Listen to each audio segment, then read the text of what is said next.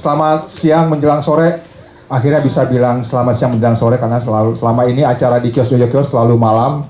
Jarang banget acara di sini hari Minggu dan ya jam segini. Jadi lumayan ini ya pergantian suasana. Terima kasih teman-teman sudah hadir sore ini. Kita akan nggak apa-apa, selalu sini nggak apa-apa. Kita akan ngobrol-ngobrol santai juga sedikit praktek. Nanti akan praktek, kita nggak lebih banyak praktek sebenarnya. Di belakang udah disiapin dimsum, kue, cake bisa dimakan, tapi dimsum cuma sedikit ya. Tapi cake lumayan lah, bisa ada beberapa potong bisa dimakan nanti. Jadi habis ada sate juga. Ada sate, wah boleh. Apalagi nasi kambing? Nah, udah habis. Nasi goreng kambing udah habis dimakan. Nanti Mas Rosi sama Kak Rehan minta tolong buatin itu dong menu baru kios Americano Yuzu. Waduh. Belum tahu namanya apa, cuma nama sementara Americano Yuzu dulu. Azu. Yoi. Ya udah, gue panggilin, silakan bintang tamunya Andra, silakan Andra dari Sunday Monday Foodie.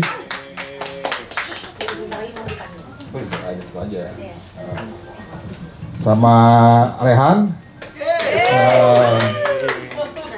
dan ibunya Saudankin, Abigail. Ya, dia kesebut jadi yang paling expert dalam fotografi. Waduh, alias kedepi memori. HP.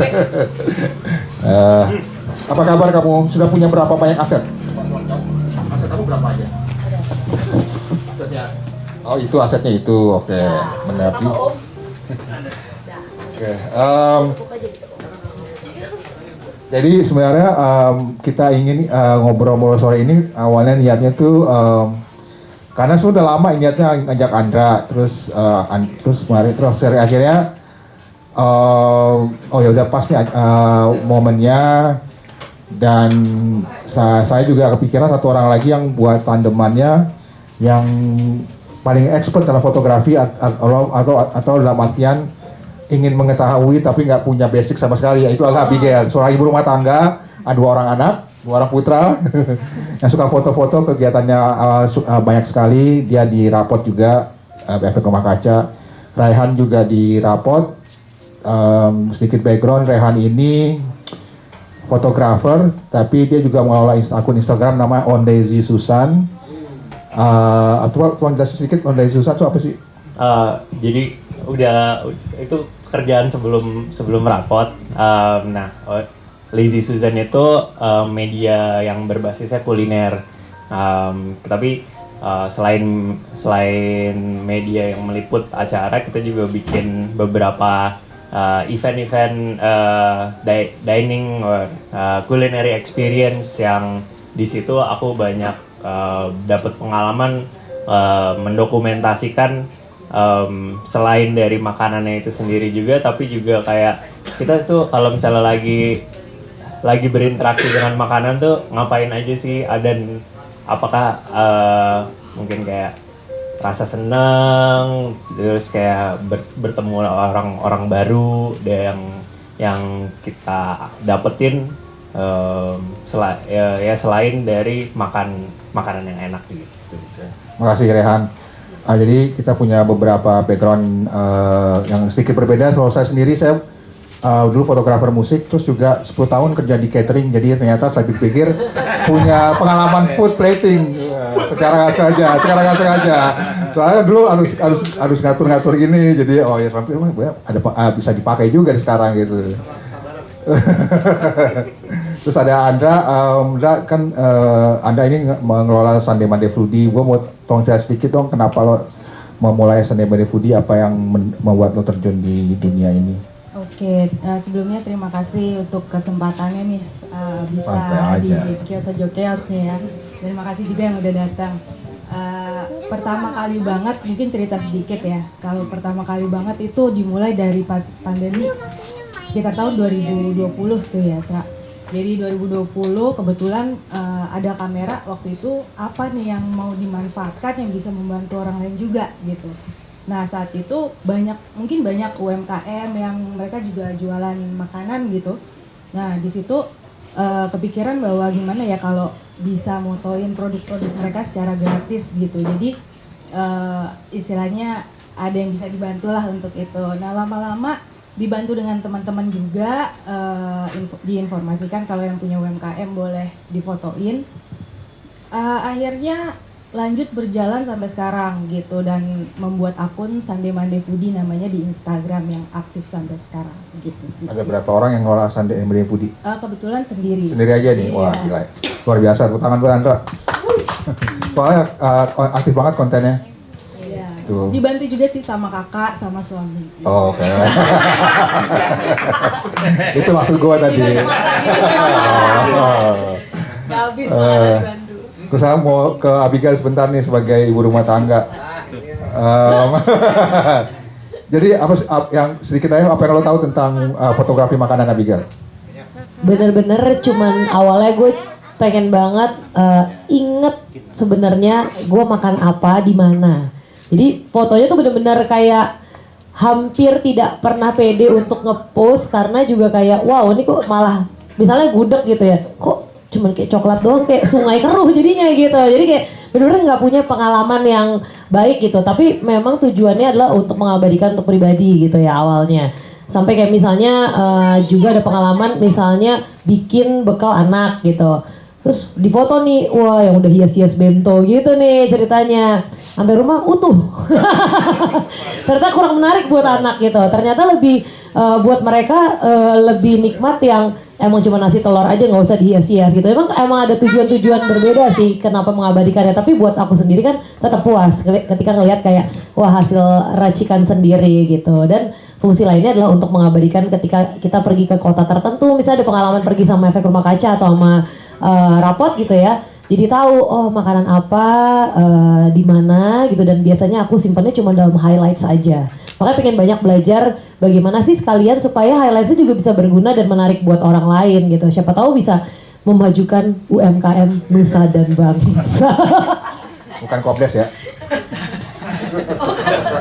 Kopdes. Oke, makasih Abigail. Gue senang banget jawaban lo karena itu yang ada di banyak pikiran orang ya. Kayak motor kayak lo bilang gudeg, benar juga sih kalau nggak tepat jadi kayak sungai keruh, kelihatan coklatnya aja gitu. Coklat doang. Jadi sebenarnya kalau dari dua orang yang terjun di dunia fotografi makanan ini, apa sih satu hal dulu deh mungkin yang bisa membuat foto kita bagus, apa sih? Dari Arahan dulu mungkin foto makanan kita. Oh, sebenarnya aku mau nambahin. Oh ya, nambahin. Aku tuh sebelum bekerja di Lazy Susan dan emang ya alhamdulillah dapat penghasilan dari foto kuliner.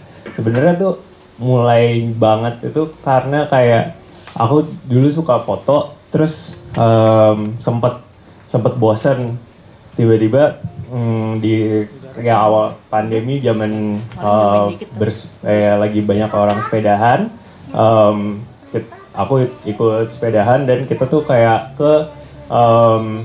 kita sarapan, berawal dari kayak sarapan mirip banget kayak ketika sarapan itu aku kayak pengen gimana ya cara nginget momen tersebut, karena kita lumayan explore tuh dari Kebayoran, jalannya ke Jakarta Barat makan bakmi, atau kayak ke utara makan bihun bebek gitu. Nah terus dari situ kayak ternyata aku juga suka ngobrol sama yang jual makanannya. Akhirnya kayak di situ banyak cerita juga yang kayaknya pengen diingat gitu. Akhirnya aku sesekali coba bawa sepedahannya sambil bawa kamera. Nah di situ baru kerasa oh seru ya, sembari jalan kita foto restoran atau warungnya, terus foto juga makanannya, dan ya selama proses itu juga jadi belajar oh ya kalau buat yang menurut aku penting selain untuk ya, foto makanan yang bagus, menurut aku juga penting untuk kayak mengcapture apa sih yang ada di sekitarnya. Jadi foto makanannya itu satu tentu penting, tapi juga kayak aku selalu coba untuk include cerita-cerita apa aja yang bisa di dalam itu, bisa ya nanti mungkin kita bisa praktekin, tapi kayak sesimpel kayak naro ya ornamen-ornamen di sampingnya itu bisa banget bercerita lebih banyak tentang oh ini bakmi tapi ternyata makannya di pinggir kali gitu ya, jadi tahu gitu. Menarik, ya betul banget. Aksesorinya apa sih bahasa fotografinya lupa? Garnish atau ya pinggirnya tuh jadi nambah cerita background sih tentang tempatnya itu. Dari Andra tadi, pertanyaan gue tadi yang mungkin gue menganggap kita semua ini masih pemula ya, karena emang sesuai judulnya buat pemula gitu. Satu kata dulu deh buat apa sih menurut lo foto makanan yang bagus itu apa terlalu luas pertanyaannya? Terlalu luas ya. Oke, misalnya gini deh, waktu lo pertama kali belajar memfoto makanan, apa yang lo setelah agak sekian lama, apa yang lo sadari ternyata selama ini gue salah? Oke. Pertama kali itu kalau pas foto makanan kebetulan belajarnya otodidak ya waktu itu, jadi cuma lihat dari apa yang gue suka saat itu, foto apa yang gue suka itu gue coba aplikasiin gitu di gue. Nah setelah itu yang gue lihat ternyata selama ini itu angle itu sangat berpengaruh banget sama kualitas foto dan tampilan foto yang jadinya gitu, itu penting sih. Namain Andra, gue tuh juga belajar dari Andra juga. Waktu itu gue dikasih tips sama Andra untuk ngambil foto makanan, bahkan diangkat sedikit makanannya. Yeah. Karena tadinya tuh tangan gue yang gerak-gerak menuju ke makanannya, yang dia tetap ada di meja anyway gitu. Yeah. Tapi kok nggak dapet nih angle-nya gitu. Pas gue foto, pas udahannya, pas gue kan foto dulu baru dicoba biasanya ya. Betul. Pas dicoba, lah kurang enak lagi. Jadi gue hapus juga fotonya. Fotonya kurang bagus, makanannya kurang enak gitu. Jadi gue hapus. Tapi gue belajar dari Andra bahwa ada trik yang angle itu ternyata efektif banget tuh, gue coba. Mudah-mudahan ntar dipraktekin lagi ya. Nanti kita bisa praktekin. Mendekatkan diri ke pot makanan. Makanan mendekatkan diri. Oh, mendekatkan. Mendekatkan diri kepada Tuhan Yang Maha Kuasa. Jangan dulu. Masih panjang mudah-mudahan ya. Oke. Gitu. Mungkin nambahin sedikit tadi kalau yang Abigail bilang itu ada istilahnya food in hands gitu ya. Jadi atau human touch juga bisa gitu. Kalau di foto makanan itu kita bisa pakai tangan kita atau biasanya tangan gitu ya untuk mempermanis dan membuat cerita si makanannya yang mau kita foto sendiri itu. Misalnya kalau kita mau ada dessert tiramisu misalnya gitu.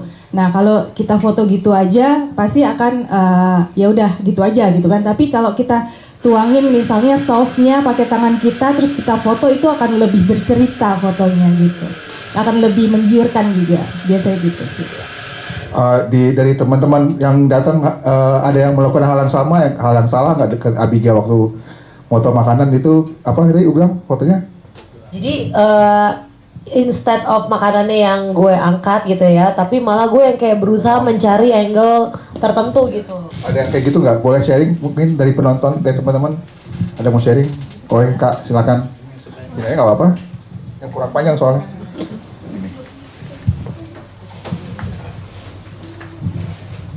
Selamat sore, perkenalkan nama saya Wilda dari Depok. Kesini diajak suami gitu. Nah kalau saya sih cuma iseng-iseng aja gitu. Jadi misalnya kita cewek-cewek kan sebelum makan kalau makanannya enak atau lucu foto gitu kan. Nah tapi suami tuh nggak sabaran, ngapain sih apa-apa di foto gitu loh. Jadi kan ya dulu dokumentasi nih gitu ya. Jadi sama yang kayak tadi Kak Abigail bilang, jadi ya udah di meja aja kita foto gitu loh, asal dapat aja gitu. Dan itu pun story-nya paling di IG atau di WA kayak gitu. Nah terus diajakin ke sini buat belajar karena kan emang suka moto-motoin gitu ya. Jadi kita tuh suka traveling, terus suka makan sesuatu yang khas, misalnya kita ke Sukabumi, oh itu ada mochi lampion atau mochi apa gitu kan. Terus ke Garut ada darok-dok atau apa gitu. Jadi kita kalau lagi wisata suka cari makanan yang khas-khasnya juga gitu, yang legend-legendnya, terus kita fotoin gitu. Cuma ya masih otodidak gitu, jadi kayak pemula belum ngerti apa-apa, yang penting foto, story, tag, udah gitu doang kayak gitu. Jadi mau nanya, jadi kalau untuk pemula itu baiknya gimana sih gitu? Terus sarannya biar suami sabar gitu ya kalau karena dia gak sabaran, apa aja di foto ngapain sih gitu ya, kan kita nyari fotonya dulu ya gitu, sampai kalau mau makan udah belum fotonya, udah gitu. Iya gitu. Kalau cowok kan biasanya nggak sabaran ya, ayo udahlah makan aja. Nah kalau kita kan foto dulu, ini lucu nih, bagus nih, nggak ada di sekitaran rumah kayak gitu aja. Makasih. Pertanyaan paling bagus tahun ini. Oke, silakan Andra, mungkin mau jawab duluan. Oke, kalau untuk tadi pertanyaannya apa aja yang harus kita pelajari untuk pemula gitu, sebenarnya ada beberapa step yang nanti aku akan ajarkan juga gitu, teknik simple yang untuk pemula, untuk siapa aja bisa menggunakan handphone ya, yang semuanya mungkin pada bawah ya hari ini, nanti kita praktek bareng. Nah, kalau kita sudah tahu, nanti aku kasih mungkin 3 step untuk pelajari itu secara simple. Biasanya kita akan terbiasa untuk foto makanannya, nanti otomatis akan lebih cepat dan kesabaran suami akan lebih meningkat. Gitu. Jadi nanti kalau tekniknya udah tahu, itu suaminya fotonya juga lebih cepat, jadi suaminya lebih sabar lah nunggunya gitu ya. Kalau gue nggak punya tipsnya untuk teknik foto, tapi mungkin lebih ke tips teknik komunikasi pada suami aja ya. Enggak, kalau gue kebetulan gue juga orangnya kurang sabar, jadi biasanya gue juga lebih cepat aja. Jadi dengan misalnya sebelum makanan datang, gue udah pikir-pikir dulu strateginya mau ngapain ya gitu. Terus yang kedua, membawa cemilan untuk suami, sehingga sebelum dia kelaparan udah ada nyemilnya dulu gitu, nggak hangry. Atau yang ketiga, pada saat kita mengeksekusi foto-fotonya, minta dia berdoa dulu. Ya, jadi kayak itu bisa dilakukan sembari gitu. Jadi dia selesai berdoa, dia selesai motret, nah nggak ada yang dirugikan dari waktu untuk menyantap makanannya. Itu aja sih. Kalau Rehan gimana? Sebagai suami Rehan nih. Aku sebagai suami justru sebenarnya kebalikannya. Aku yang baru banget kemarin terjadi, aku akhirnya harus moto kayak di paste, aku sama istriku ke bakery, terus salah satu pastry-nya udah kegigit satu, kayak aku gagal untuk menahan istriku untuk makan gitu. Jadi tapi ya udah nggak apa-apa. Tapi ya kayak gitu mungkin siasatnya adalah ya udah fotonya sembari diangkat, karena berarti kayak lagi OTW, lagi dimakan, lagi mau emang momennya makan gitu. Tapi memang ya bener banget kak tadi kayak bilangnya ada banyak siasat-siasat seperti ya dari terutama kalau lagi traveling ya, karena kayak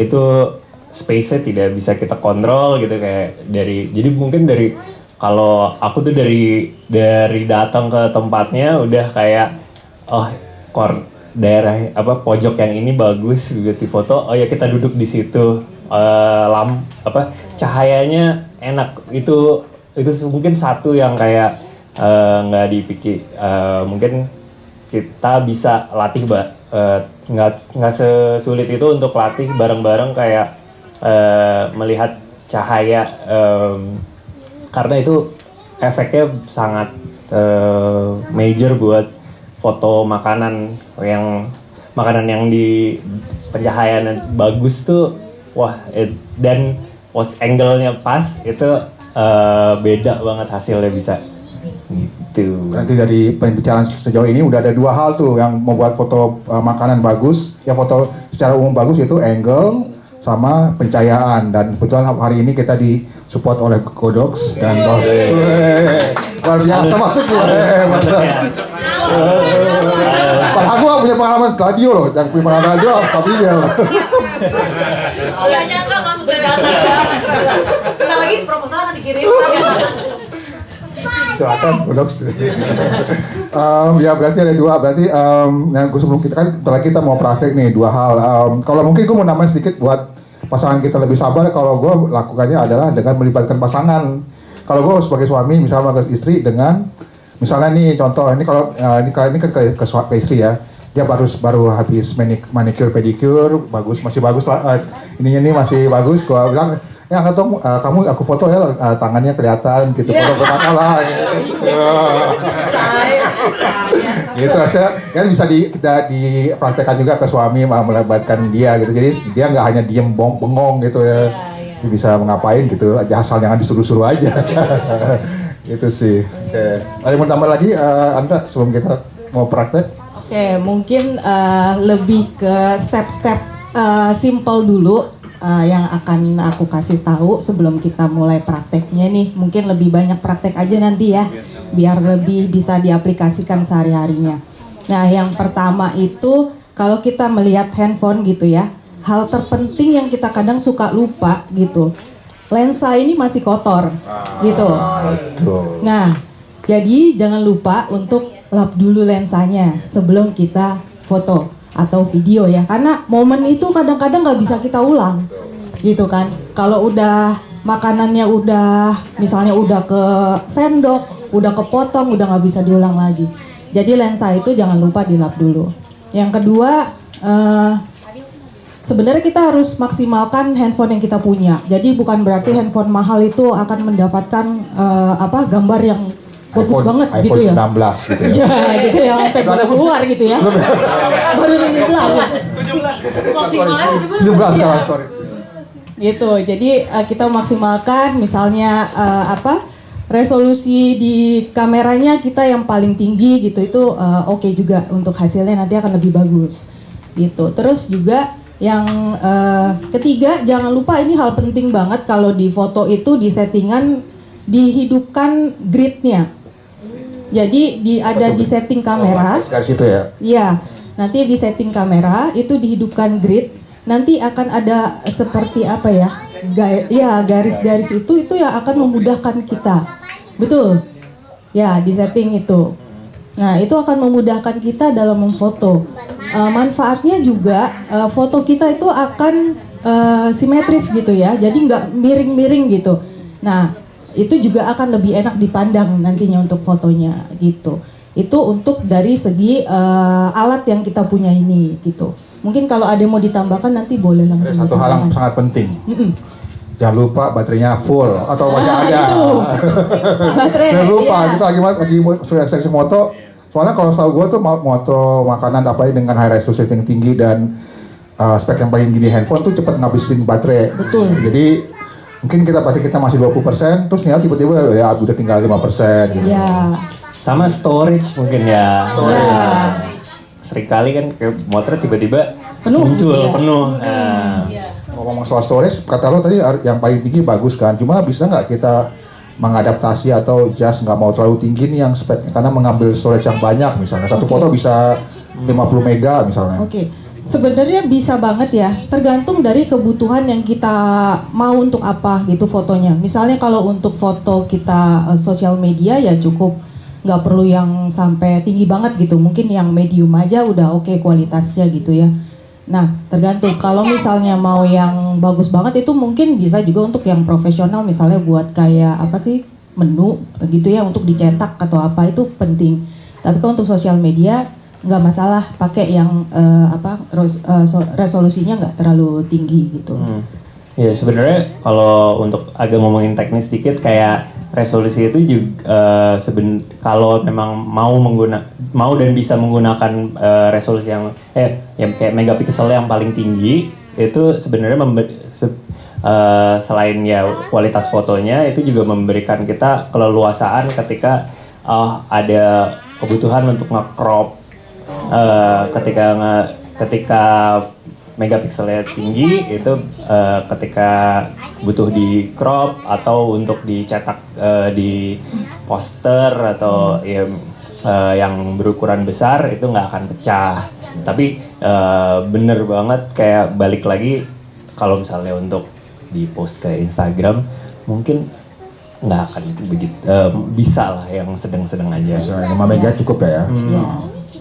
Satu pertanyaan lagi nih, foto makanan apakah kita harus setting lensanya itu makro atau enggak harus? Ya, balik lagi tergantung objek yang kita foto itu seperti apa. Misalnya, kalau misalnya kita mau foto itu menunya banyak gitu ya. Kita mau foto maksudnya mau ngasih tahu nih kita pesennya ini aja di restoran nih banyak menunya gitu. Nah itu kita biasanya pakai angle-nya dari atas gitu supaya kan kelihatan semua maksudnya gitu. Jadi angle-nya dari atas dan itu biasanya kita pakai yang wide gitu ya, mode wide. Nah tapi untuk mode-mode yang lainnya seperti kayak portrait gitu kita bisa juga gunakan untuk membuat si makanan itu sendiri kelihatan menggiurkan atau terfokus kepada makanan itu gitu. Misalnya kita mau foto burger gitu ya, kita butuh detail-detail si dagingnya yang juicy gitu. Nah itu kita pakainya portrait. Jadi itu bisa digunakan semua tergantung kebutuhan fotonya. Siap. Mungkin ada dari hadirin, hadirat, asik. Mau komentar? Oh ya silakan. Wah ada mau tanya tips bagaimana suami lebih sabar kan?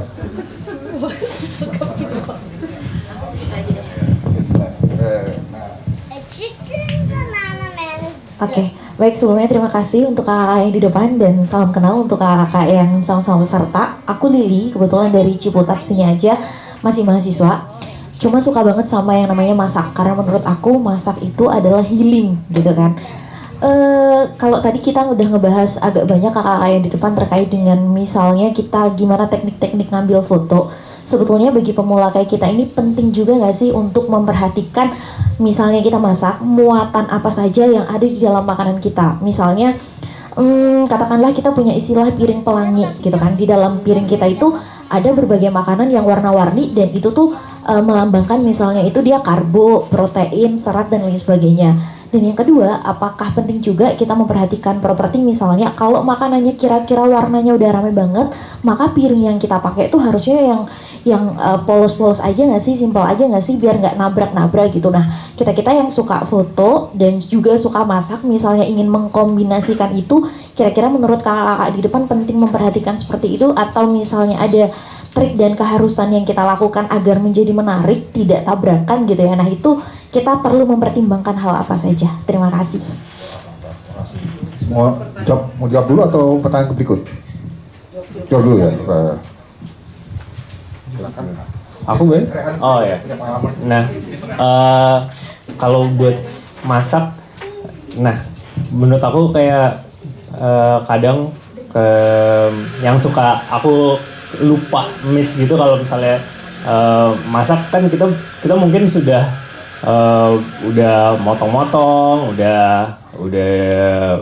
udah fokus banget di kegiatan memasaknya itu, udah spend kayak setengah jam dalam kegiatan bermasak itu, tapi mungkin suka lupa ketika fotonya sendiri, jadinya kita udah tahu, aku sendiri udah tahu, oh ya itu di dalamnya ada ingredients A, B, C. Nah, tapi secara ketika difoto itu kadang belum tentu ketika plating itu akan terlihat semua. Nah, itu yang menurut aku kadang aku personally suka miss ketika masak dan foto. Aku waktu itu pas di Lazy Susan punya ya akhirnya tanggung jawab di situ untuk make sure bahwa ketika kita mau foto itu mesti di satu angle yang kelihatan bahwa di satu menu itu, di satu plate itu bahwa si customer akan mendapatkan pengalaman makan A, B, C. Itu yang mungkin mungkin karena kita yang masak jadi kita udah tahu sendiri, tapi mungkin secara posisi secara aspek foto itu sebenarnya mesti ada beberapa trik-trik yang kayak dilakukan untuk di fotonya itu terlihat bahwa ada ingredients ABC gitu. Atau mungkin bisa disiasati dengan menaruh bahan makanannya, ingredientsnya sebagai properti di sekelilingnya. Banyak dilakukan kan. Iya, itu bisa banget sih. Nah. Apa? Yang properti dummy. Properti dummy ya. Bisa juga. Anda mau nambahin? Mungkin menambahkan aja menurut pengalaman aku aja gitu ya. Jadi kalau untuk warna memang biasanya aku tidak menggunakan terlalu rame dan terlalu banyak gitu untuk di foto itu sendiri. Jadi misalnya dan cenderung untuk piring-piringnya biasanya aku pakainya yang polos gitu, entah itu putih atau kalau mau kayak ada Japanese-nya aku biasanya hitam, lebih ke hitam gitu. Tergantung dari konsep dan kita maunya seperti apa gitu. Cuman kalau untuk dari segi warna-warna tuh kayaknya maksimal tuh 3-4 warna tuh udah cukup sih. Kalau keramaian terlalu biasanya juga akan nggak fokus orang untuk melihat si objek yang mau kita lihat itu gitu. Misalnya kita mau objeknya mau kita tonjolkan si makanannya, jadi malah ngelihatnya kemana-mana, takutnya seperti itu sih. Sudah menjawab Mbak pertanyaannya? Sudah, terima kasih. Terima kasih kembali. Ada satu pertanyaan lagi nih sebelum kita ke praktek. Silakan. Halo Kak, saya Kania. Saya punya akun makan namanya Makan Nimon. Persoalannya HP saya merasa saya jelek banget gitu HP-nya. Soalnya walaupun udah dilap, dia burem. Itu kayaknya harusnya diganti ya. Nah cuman persoalannya sih sebenarnya gini. Dulu seneng banget ceritain makanan itu. Jadi sebenarnya lebih heavy di captionnya dibandingin di fotonya. Karena itu tadi nggak punya kapasitas foto gitu. Tapi pengen share bahwa semua makanan ini ada ceritanya gitu. Nah sekarang aku lagi suka review donat, Rido. Ya persoalannya nih Kak, kalau misalnya waktu bikin Makan Nimon itu kan kayak mungkin 2020 ya. Jadi masih belum ada tuh muka kita di sosial media. Meanwhile hari ini tuh kan harus ada muka ya, supaya lebih FYP. Ya maksudnya kayaknya orang juga lebih engage gitu loh ketika ada muka kitanya. Nah maksudnya gimana ya Kak bisa collab itu gitu. Jadi gimana memasukkan persona kita dalam foto makanan kita. Apakah setiap posting itu harus ada story-nya gitu ya. Jadi kayak cerita ke bakery gitu, terus kayak ada slide foto, kayak close up fotonya atau tempatnya, terus kita lagi makan gitu misalnya. Apakah itu juga matters? Itu satu. Kedua, nah menurut kakak seberapa penting sebenarnya pakai editan, maksudnya editan filter nih setelah difoto gitu. Karena jujur HP-nya tadi ya mau pakai kayak gimana juga burem, mungkin karena nggak punya pengetahuan lighting nih gitu kan. Lagian juga sebenarnya kalau dipikir-pikir saya juga bukan konten creator gitu, kayak ngapain kita makan di warung terus bawa lighting gitu ya gitu, kecuali kalau ada lighting yang bisa dibawa-bawa gitu. Kecuali kalau dikasih sama gaul. Iya benar, mungkin bisa Bawa gitu.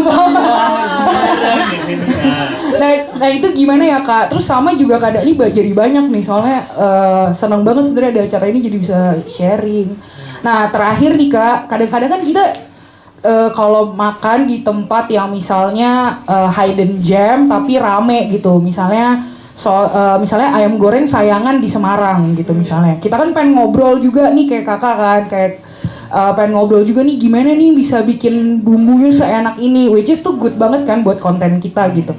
Nah cuman tuh kadang-kadang suka suka kikuk gitu loh kalau sendirian.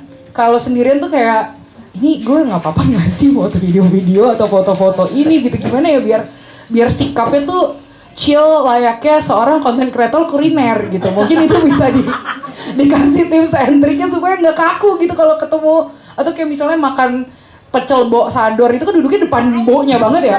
Kalau misalnya kita fotoin ini kayak aduh malu banget lagi, emang sih harus konsen, cuman kayak buat sosial media gue doang masa harus konsen gitu kan.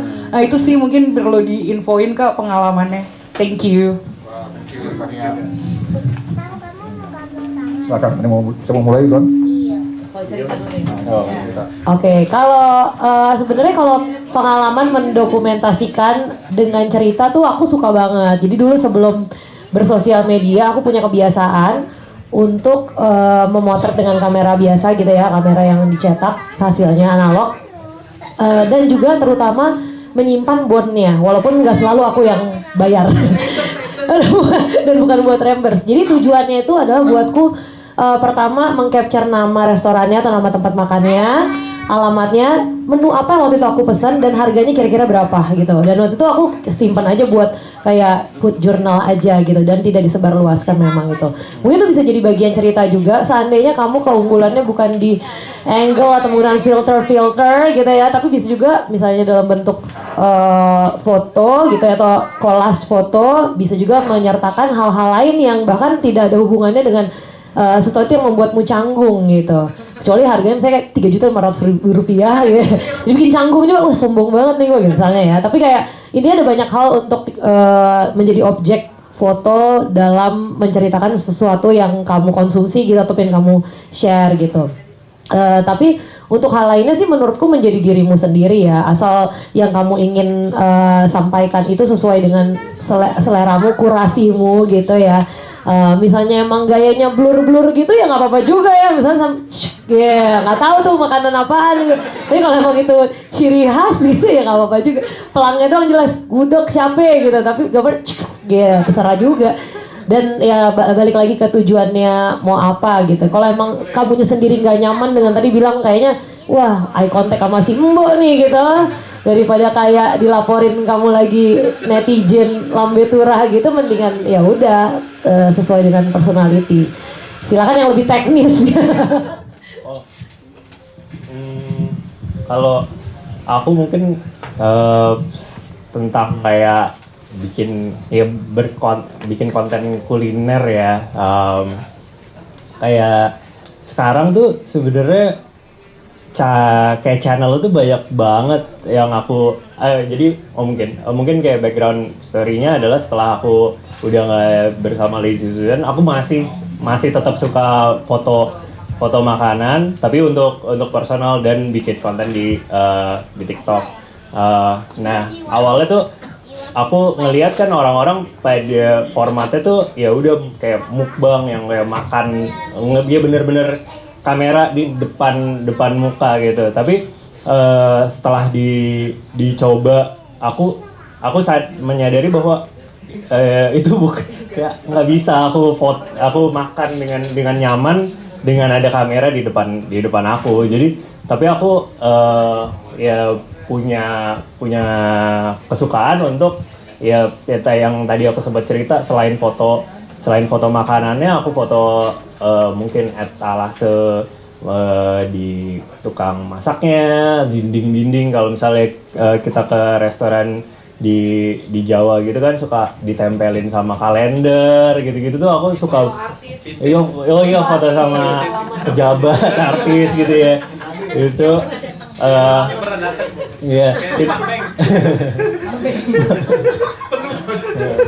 Nah ya kayak gitu tuh aku justru coba waktu itu sempat nyoba untuk include itu di konten-konten aku yang akhirnya ternyata justru banyak orang yang relate dan kayak aku tuh kan kita sering bilang bahwa kayak generasi sekarang tuh attention span-nya tuh kayak pendek sekali gitu. Tapi ternyata pas aku jalanin konten aku sendiri, aku pernah bikin kayak jadi di TikTok tuh ada satu format konten kan, ada yang video, terus ada format konten yang foto slide. Aku pernah sekali bikin foto slide itu sampai 32 foto.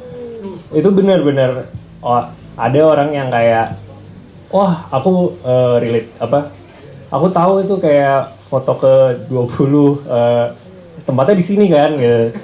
Di situ aku sadar kayak ternyata kayaknya bukan masalah attention span, tapi kita ini sekarang konten lagi ada banyak banget aja, cuman ya jadi kalau misalnya orang bosan ya go on to the next one, tapi ketika ketemu memang konten kita itu memberikan manfaat atau menyentuh hati yang pendengarnya, itu mereka bakal bisa stay lama sih gitu. Jadi dari situ aku mungkin konklusi itu kesimpulan aku so far sekarang itu kayak banyak banget format konten yang bisa kita explore sekarang sih. Nggak cuman nunjukin muka gitu aja. Nah, poin untuk yang kayak awkward ketika di tempat umum, aku mungkin siasatnya itu kadang enggak dari arah bukan dari arah minta izin foto dulu, tapi kayak aku pernah sekali jadi aku lagi makan laksa, terus aku lihat di samping tuh ada pintu masuk kecil, ternyata di dalamnya itu ada si anak pedagang tukangnya itu lagi bikin ketupat satu-satu gitu, dan itu kayak menurut aku kayak angle bagus banget, karena dari samping ada lighting matahari pagi gitu, dan terus aku masuk tuh dengan kayak nanya ini lagi bikin apa, terus kayak ngeliat-liat, dan jadi sebenarnya aku datang ke situ sebelum minta izin untuk foto, aku bertanya dengan genuine dulu aja sih, dan seperti mungkin ngobrol dulu kali ya sebelum kita berusaha untuk ngambil foto gitu, dan itu sering kali sih jadi awalan yang baik untuk kayak akhirnya dia jadi santai dan membolehkan kita untuk foto lebih banyak lagi, dan bahkan mungkin foto dirinya orangnya itu. Kasih dari Andra aja, ada yang mau tambah nggak soal bagaimana kan dia gimana membuka percakapan sama membuat foto yang bagus, tapi dia nggak mau kerepotan membawa alat-alat teknis foto lighting gitu. Ada tips nggak? Kalau aku sih kalau untuk pencahayaan tadi mungkin sama ya dengan Kak Rehan. Jadi memang saat kita mau ke suatu tempat, ke restoran gitu, yang kita lihat adalah tempat yang cahayanya memang lebih terang gitu. Kalau kita memang udah ada niat untuk mau foto atau melakukan video gitu ya. Nah biasanya itu. Jadi kita lihat dulu tempatnya. Kadang-kadang di handphone pun juga, kalau misalnya sekarang kan beberapa udah ada yang canggih gitu ya, cahaya gelap aja hasil fotonya udah sedikit terang gitu. Dan kalau memang cahayanya sudah cukup dan hasil fotonya lebih ngeblur, boleh dipakein aplikasi untuk editing secara simple aja, kayak buat dia lebih tajam itu ada juga gitu. Kurang lebih sih kalau untuk masalah hasil foto atau video seperti itu. Nah kalau untuk tadi misalnya kita berkunjung dan mau review atau mau kontenin makanan di situ dan kondisinya penuh, kebetulan aku juga sering kayak gitu. Jadi itu biasanya kita curi-curi angle gitu. Jadi nggak perlu misalnya dia lagi buatin untuk kita, tapi dia bikinin untuk orang aja tuh kita udah ambil stock shot gitu. Jadi kadang-kadang itu juga sebanyak-banyaknya kita ambil itu akan bermanfaat nanti kita akan pilih-pilih sendiri gitu. Jadi karena momen itu nggak bisa diulang, jadi sebanyak mungkin di videoin saat itu lebih bagus sih kalau menurut aku kayak gitu. Dan izin itu penting banget kalau memang kita ada kesempatan untuk ada interaksi dengan si penjual atau atau ya seperti itu gitu. Jadi kita bisa minta izin dulu untuk membuat atau memfoto atau membuat konten di situ, kurang lebih sih seperti itu sih. Oke, makasih. Gue mau nambah sedikit ya soal foto. Jadi kalau ini pernah gue alamin, yang gue lakukan adalah menggunakan apapun yang ada di saat yang gue punya saat itu. Contoh kaca, cermin buat mantuin cahaya, atau buku pernah ada misalnya bahan yang bisa yang apapun yang memantulkan cahaya itu gue pakai. Terus nggak perlu selalu semua terang, gue suka yang dramatis, jadi ada satu sisi yang gelap, sisi lagi terang gitu. Jadi nggak perlu ada kena lampu matahari semua misalnya, itu satu. Terus kedua, gue merasa penting kalau misalnya kita moto di tempat umum seperti itu, gue merasa penting untuk membuat hasil cetak fotonya, terus gue kasih orang itu lagi ketika gue kecepatan akan ke tempat itu lagi gitu. Itu yang gue coba lakukan sih, itu aja sih, nambahin dikit. Ya. Oke, kita mau praktek, nambah praktek ya. Biar lebih jelas sekali ya. Prakteknya di sini apa di situ kita mejanya? Mau di sini aja? Di sini boleh? Apa ada lampunya nggak apa-apa? Kayaknya kita udah setting tadi di situ, ya udah. sini. Jadi teman-teman maju ke depan aja ya. Iya. Kita pindahin, oke. Iya. Silakan. Angle kita tuh jangan dari sini, karena ini menyebabkan kayak si objek foto yang dalam case ini makanan kita itu jadinya kayak cuman one dimensional, agak flat gitu. Tapi kalau misalnya kita ambil angle dari sini, karena lampunya dari sini itu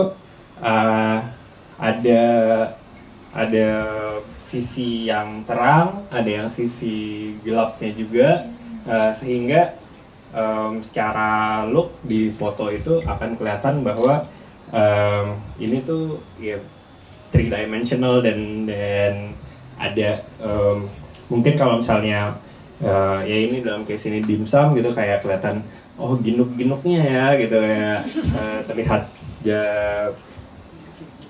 makanannya tuh akan terlihat lebih appetizing sih. Untuk lighting sih cukup ya.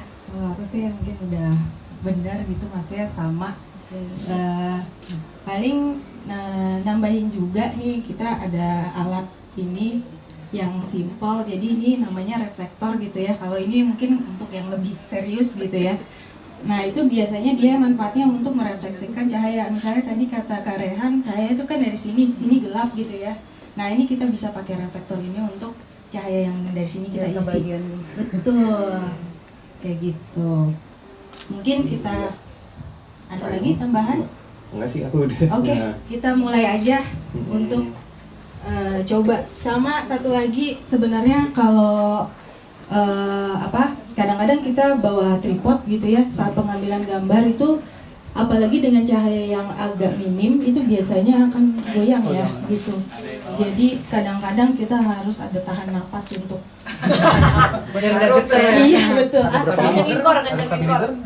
Iya, kadang-kadang masih ada goyang kayak gitu. Tapi kita bisa ini pakai tripod juga bisa gitu. Kalau nggak ada tripod ya gitu, kita coba tahan nafas 1 detik gitu. Atau pakai timer.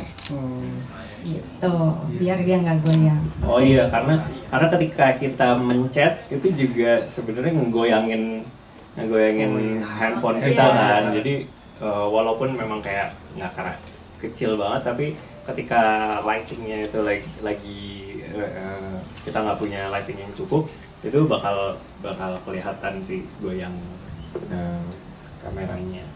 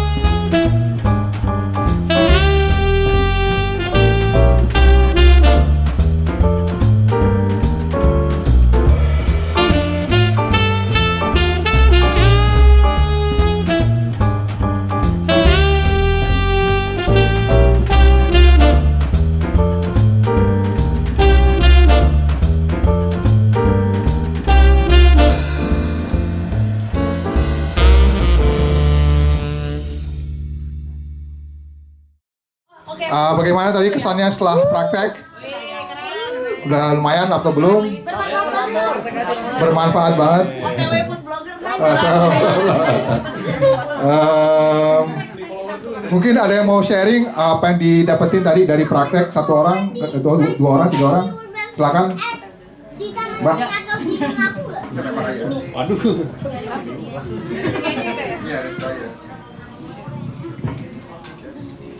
Halo, terima kasih. Tadi udah nyoba satu foto dibantu sama kakaknya. Jadi saya sekarang lebih tahu kalau mau ngambil foto dari atas itu benar-benar harus lurus dari atas. Selama ini yang ngambil dari atas tapi ternyata masih miring. Jadi sekarang tahu caranya harus benar-benar di atas supaya yang di bawah detail-detailnya lebih kelihatan. Jadi lebih cakep gitu. Thank you. Besok bisa main di taman. Lain, apa lagi mau share? Atau di rumah. Yes. Tahu, kita tahu. Pak Beto. Oh, bentuk. Makasih Kak. Kalau saya ngelihat tadi secara praktek luar biasa, saya banyak dapat ilmu ya, terutama terkait penggunaan grid, garis ya, terus komposisi, pengambilan foto. Lalu yang terpenting tadi penggunaan efek brightness, Mas. Selama ini saya kan nggak tahu, saya gunakan foto-foto aja, ternyata fungsi apa ya, terang sama gelap itu sangat membantu kita, terutama dalam memilah objek foto yang kita akan ambil. Jadi kalau udah terlalu terang, ya jangan kita paksain. Jadi kita harus turunin dulu brightness-nya. Mungkin itu Mas, terima kasih Mas. Ya. Dari Pak tadi yang berusaha suami lebih sabar.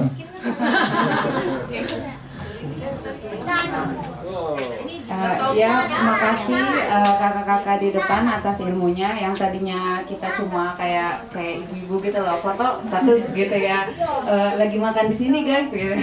Nah sekarang jadi biar lebih fokus tuh dia harus ke tengah, terus kalau di atas tuh ya kita tuh harus sejajar atau apa kayak gitu. Terus dengan adanya talk show ini jadi suami saya jadi lebih sabar gitu kalau mau foto-foto ya, karena udah sama-sama tahu ilmunya gitu. Terima kasih.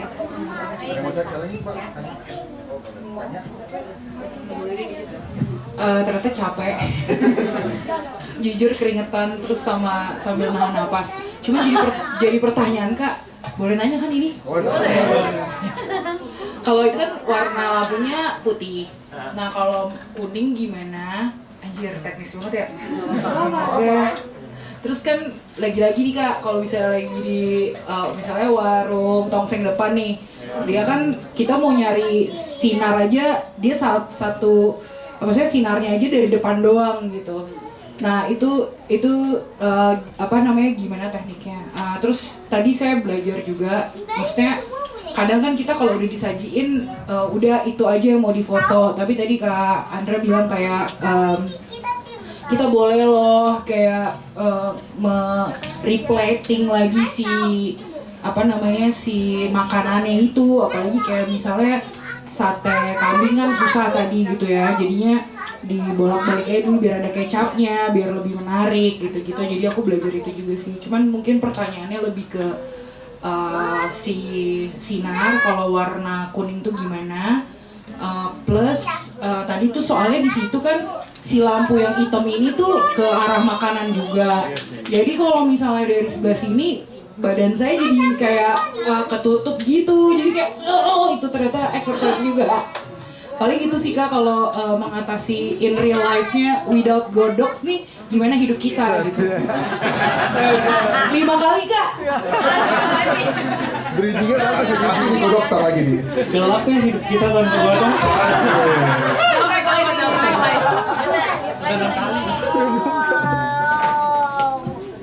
Oke, silakan Pak, dari siapa mau calon Bang? Rehan, bagaimana hidup tanpa godox?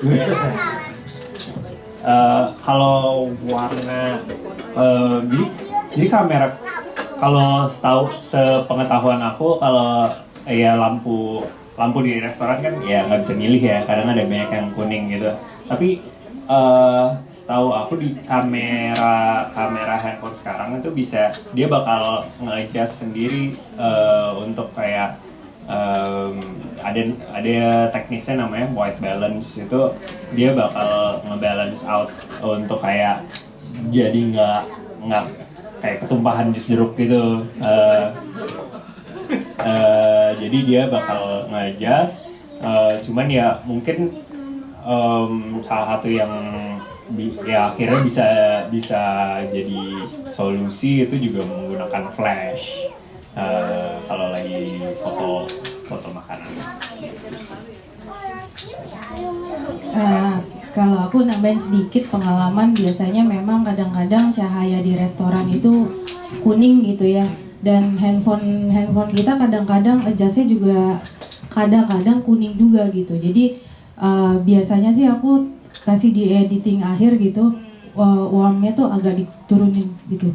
Jadi biasanya warm itu kan bikin kuning si foto gitu ya, jadi itu dikurangin aja di situ. Kalau memang dia nggak bisa ngejust yang tadi white balance-nya itu di kamera, itu sih. Iya namanya? Enggak. Udah gak sabar pengen cobain sih. Gue nambah dikit kali ya. Tadi gue coba ganti. Jadi kalau di handphone tuh ada, gue pakai Xiaomi bukan Apple, bukan iPhone. Jadi ada pilihan Pro, ke More dulu. Terus ada paling atas kiri Pro, terus nyoba yang ganti white balance tadi gue ganti ke 4800 dari 4000, jadi lebih kuning. Cobain, terus kecepatannya ganti jadi 1/15, terus ISO-nya 50, ini agak teknis ya.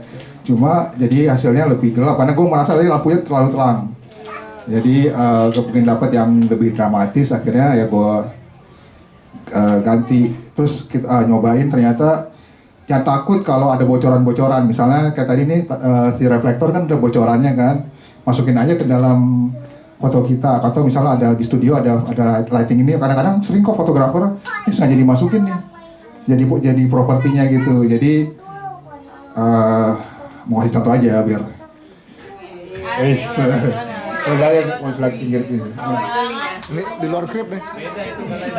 Enggak, itu pakai handphone doang, itu pakai handphone. Ya itu sengaja masukin reflektor dari sengaja. Xiaomi loh ini ya. Yo, Xiaomi loh, bukan iPhone. Karya berikutnya didukung oleh Xiaomi. Xiaomi. Dia sengaja khusus. Ya sama-sama. Ya udah itu doang, nambahin dikit. Ada mau nambah lagi ya, Andra? Mungkin tadi menanggapi yang Asra, kita balik lagi tadi yang seperti awal aku bilang bahwa apapun device yang kita punya itu kita maksimalkan sih. Jangan takut untuk mencoba-coba gitu ya. Jadi coba angle, coba komposisi.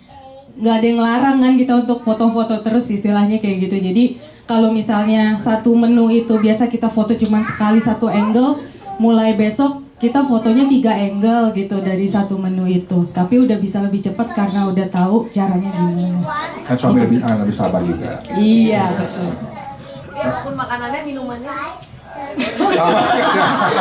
Sponsornya nih. Sponsor lagi nih, cuma sponsor. Enggak, apapun makanan, lampunya godong.